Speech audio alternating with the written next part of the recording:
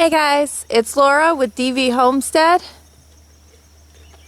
I just want to do a giant shout out to Big Bear Homestead. Thank you guys so much for filling in for me last night on the Homestead Network. Unfortunately, we had a huge storm come through and you can see the mist that's coming off of everything.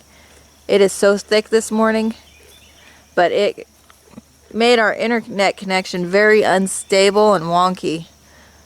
But just take a look. You can't even see the rest of the mountains around here. You can't really see much past the trees. It is that foggy.